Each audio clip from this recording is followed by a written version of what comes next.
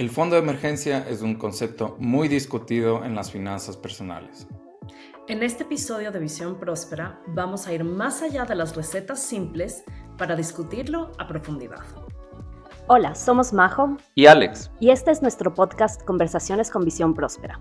Un espacio para explorar diferentes formas de pensar acerca del dinero y las inversiones y tener conversaciones honestas de cómo tomar mejores decisiones financieras. Bienvenidos todos.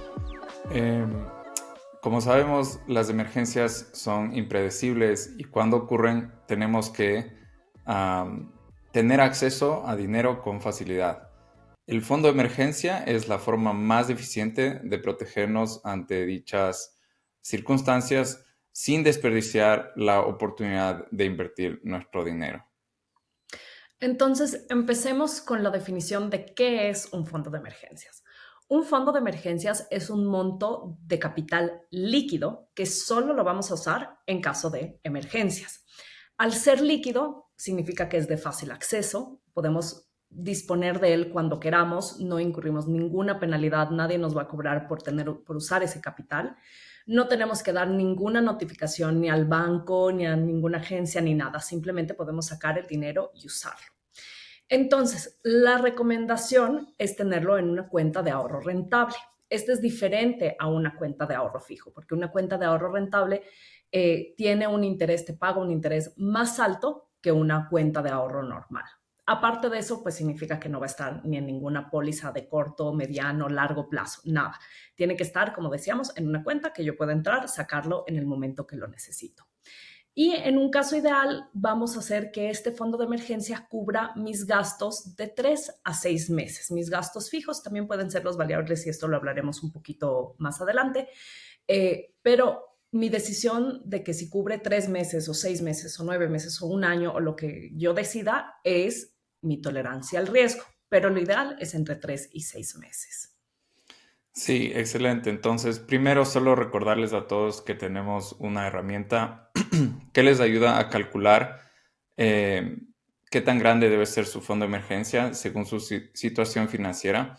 Entonces, les recomendamos a todos que revisen la herramienta, es gratuita y la dejaremos en los comentarios o en las notas de este episodio. Bien, hay que analizar estos dos conceptos un poco más a profundidad, es decir, el nivel de tolerancia al riesgo y el costo de oportunidad. Ambos son importantes para entender cómo nos debemos mover con el fondo de emergencia.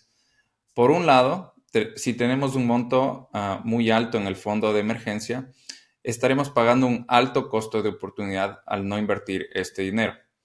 Es decir, estamos renunciando o desperdiciando los retornos que podríamos generar al invertir el dinero. Por otro lado, si no tenemos suficiente dinero en nuestro fondo de emergencia y tenemos una eventualidad, un percance real, podemos realmente estar en aprietos. Es decir, el costo de oportunidad limita o pone un techo a qué tan grande debe ser tu fondo de emergencia y nuestras necesidades reales ante una emergencia también nos ponen un mínimo que debemos salvaguardar. Eso por un lado del costo de oportunidad. Y por el otro lado está el concepto del nivel de tolerancia al riesgo y nuestras situaciones personales. La teoría de finanzas personales recomienda siempre tener un rango de 3 a 6 meses de gastos fijos. Si uno se siente un poco más cómodo tomando riesgos y de 3 a 6 meses de gastos totales si es más conservador. Es decir, ahí vamos a tener gastos discrecionales, la habilidad de poder seguir saliendo a comer, por ejemplo, aun si es que tenemos cero ingresos, por decir. Sin embargo, el objetivo final de un fondo de emergencias es poder resolver cualquier emergencia o situación difícil sin endeudarnos o tener que desarmar nuestras vidas. Una solución es tener un pequeño fondo que actúe como un seguro ante una emergencia. Esa es una solución. Pero del otro lado siempre está nuestra red de apoyo, nuestra familia, nuestros amigos y nuestro acceso a diferentes fuentes de apoyo. Por ejemplo, si tenemos acceso a líneas de crédito o nuestras familias cuentan con recursos, no solo monetarios, pero también recursos para resguardarnos ante emergencias. Estas pueden ser formas de solucionar problemas sin tener que depender enteramente de dinero que nosotros separemos en un fondo. Por ejemplo, si es que perdemos nuestro trabajo y no tenemos dónde vivir, nuestra familia nos puede acoger y eso es una forma de resolver una emergencia sin siempre tener que depender de un fondo. Correcto, Alex. Y yo creo que en este punto toca ser súper delicados porque obviamente queremos estar preparados para una emergencia, pero tampoco podemos caer en la irresponsabilidad de decir, yo gasto y no me importa que mi familia se ocupe de mí. Porque a la final uno puede terminar siendo una carga para la familia o para amigos que de pronto puedan ayudarnos por un momento, pero no un momento súper extendido, o que de pronto si ellos ya están pasando por momentos o situaciones difíciles, no puedan ayudarnos en ese momento. En todo caso, si uno tiene una red de apoyo en la que puede contar para estas situaciones, pues lo mejor es poder aprovecharla y invertir tal vez el dinero que uno tiene, invertir los ahorros en vez de guardarlos en un fondo de emergencias, porque si yo ya cuento con una red de apoyo bastante fuerte en la que puedo contar para una situación de emergencia, igual y tengo mi fondo de emergencia, estoy perdiendo la oportunidad de invertir ese dinero en un lugar en donde seguramente tendría un retorno más alto. Exacto. Entonces, para resumir, si tenemos una alta tolerancia al riesgo o una fuerte red de apoyo, tal vez debemos tener un fondo de emergencia más pequeño. Por ejemplo, solo 3 meses de gastos fijos, no gastos totales y el mínimo rango de tiempo. Por otro lado, si tenemos una baja tolerancia al riesgo o una red de apoyo limitada y no nos sentimos cómodos de ninguna forma apoyándonos en nuestras familias, etcétera, entonces deberíamos tener un fondo de emergencia mucho más alto. Por ejemplo, 6 meses de gastos totales, incluyendo gastos discrecionales y demás, para tener más resiliencia ante cualquier eventualidad. Ok, entonces esto termina la sección del contenido estructurado. Un poco hemos diseccionado el concepto del fondo de emergencia y dimos un paso más allá de una receta simple de ten un monto mínimo para este rango y ya. Ahora sí podemos conversar un poco más acerca de nuestras experiencias personales. Majo, ¿cuál ha sido tu experiencia con los fondos de emergencia? Sí, ha variado un montón y yo creo que varía dependiendo de muchas cosas. Entonces, eh, yo tengo una red de apoyo. Bueno, o sea, para empezar, empecemos por el hecho de que yo tengo gastos muy bajos porque vivo con Mm. mis papás, no estoy casada, no tengo hijos, no tengo deudas.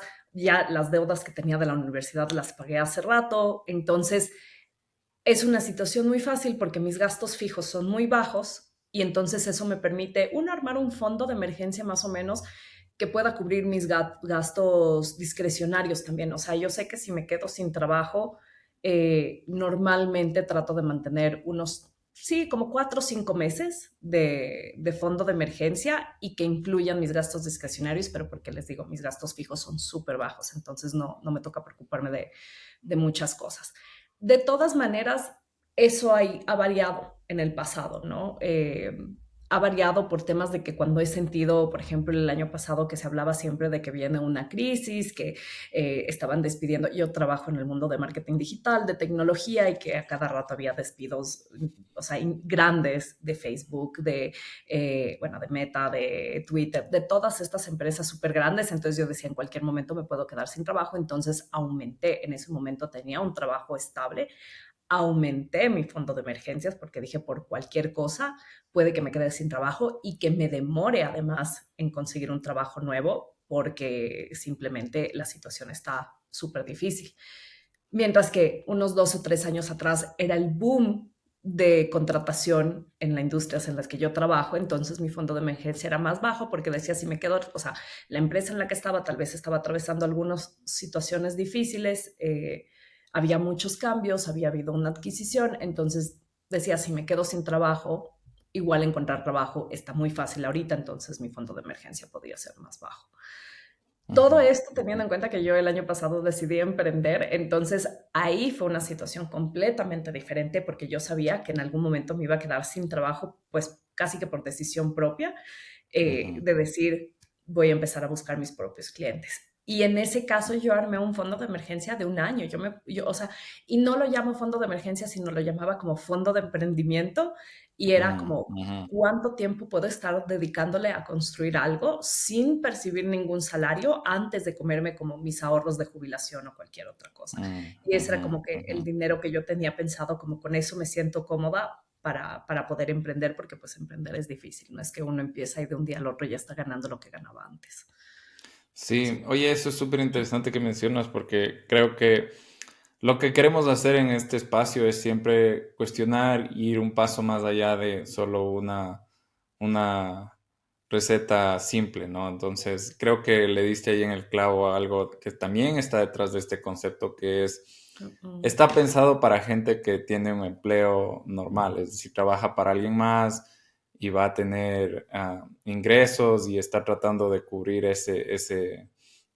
sus gastos cotidianos sustituyendo un ingreso en base a un empleador, pero creo que es totalmente diferente cuando tú hablas de un emprendimiento y me gusta que le llamas un fondo de emprendimiento porque son, sí, otras condiciones, tal vez tienes mm, un cliente un mes y te va muy bien, otro mejor el siguiente mes, de ahí 2 meses no tienes nada y puede ser mucho más variable, entonces creo que eso estaba súper interesante también, solo preguntarse hasta qué punto es esto pensado para una persona que tiene un empleo normal. Pero bueno, yo solo te comento de mi lado. Yo sí, creo que soy un poco más conservador en ese sentido y sí me gustaría tener 6 meses de gastos totales, pero creo que eso es súper oneroso y no, no lo he logrado, la verdad. Entonces solo tengo 3 meses de gastos fijos, ese es mi mínimo, eso es lo que mantengo y el resto siento que ya tengo mejores usos para el dinero más allá de eso. Entonces creo que ahí hay una claro, diferencia entre realidades. totalmente. Y ahí creo que cabe decir que yo, aunque siempre he tenido un fondo de emergencia, o sea, yo tengo un fondo que me cubre, digamos, los 3, 6 meses, pero yo diría cometo el error según lo que dice las reglas o las recomendaciones de los expertos de finanzas. Y yo casi nunca lo tengo líquido. ¿Por qué? Porque Ujú, cuento, o sea, tengo un mes líquido tal vez ujú, y es suficiente. ujú, ¿Por qué? Porque cuento con una red de soporte de mi familia, que si pasa algo, yo sé que ellos me pueden cubrir un par de meses más allá. Seguro, de pronto podrían, pero me sentiría incómoda pidiendo que me den mucho más. Entonces yo mi fondo de emergencia no lo tengo líquido, lo tengo en pólizas de corto plazo, porque digo, ok, ujú, tengo suficiente para un mes, si pasa algo, el otro se vence a 3 meses, ya va a estar ganando un poquito más o 2 meses o lo que sea. ujú. Y si pasa algo, bueno, que mi familia me apoye estos 2 meses hasta que se haga líquido y ya todo bien. Entonces como que sí, sí fluctúa en ese sentido, porque claro, como decíamos al principio, si uno tiene la red de apoyo, fuerte, que puede, y bueno, si uno se ha puesto en un lugar en donde no tienes gastos de pronto tan altos o cuentas con una pareja, porque no siempre tiene que ser como que los padres, puede ser que tengas una pareja que gana súper bien, que de Ujú. pronto tiene otro tipo de acceso a lo que sea para mantenerse. Entonces, no vale la pena tener esa plata en un fondo que aunque tenga un retorno más alto que una cuenta de ahorros fija, podría tener un mayor retorno en, no sé, una póliza o lo que sea. Sí, sí, exacto. Yo creo que, de nuevo, el punto aquí es cuestionar un poco más, ¿no? Entonces, no queremos caer en la responsabilidad y que la gente se lleve el mensaje de que, bueno, no tengo fondo porque tengo red. Puede ser, o sea, eso ya depende de cada uno, pero sí es importante entender esa parte porque no es que tu red de apoyo es inexistente y eso es parte de cómo solucionamos las cosas en la vida real. Nos apoyamos en familia, amigos, parejas, como tú dices. En mi caso, yo solía vivir totalmente independiente. mis padres son divorciados, entonces cada uno tenía su casa y tenían, o sea, no habían cuartos adicionales en las casas de ninguno de mis papás donde yo podía, como decir, quedarme a vivir 3 meses si, por ejemplo, algo pasaba con mi vivienda o algo así. Entonces, en ese momento yo sí tenía que tener un fondo grande realmente, porque sí, ellos me podían ayudar y demás, pero yo ya tenía todas mis cosas fuera del hogar, no tenía un cuarto a donde volver y tampoco ellos estaban en una posición como para fondearme sin desarmar sus vidas, que a la final es como lo que buscas anticipar con el fondo, es no tener que endeudarte o no tener que desarmar todo porque pasó algo, ¿no es cierto? Entonces, en ese caso, sí, tenía que tener un fondo súper grande. Ahora ya me siento un poco más cómodo porque, bueno, estoy viviendo con mi pareja, ya nos vamos a casar, tenemos, sí, como tú dices, ya tenemos dos ingresos, o sea, si algo le pasa al uno, está el otro y podemos subsanar la situación a corto plazo y creo que ahí también vale recalcar que estos fondos no son como para resolver una emergencia indefinida, o sea, si tenemos una situación de salud crónica, no vamos a aguantar eso con un fondo de 3 o 6 meses, ahí tenemos que tener seguros o otras herramientas para solucionar problemas mucho más grandes, Ujú. pero si es algo inmediato, algo que pasa, la idea es tener suficiente flexibilidad como para responder, ¿no? De nuevo, sin caer en La desgracias y cosas responsabilidad, así. sí, sí, sin recargarse uno mucho en los demás, porque tampoco tienen por qué los O en demás la desbaratar tarjeta de sus vidas crédito. por uno. Sí, o en la, exacto, ¿No? o en la tarjeta de crédito. Sí, que es lo más común, exacto. O sea, tener que asumir una deuda súper, súper costosa. Pero Sí, solo, bueno, solo para mencionar lo último, creo que otra parte de esto es esta sensación de libertad, ¿no?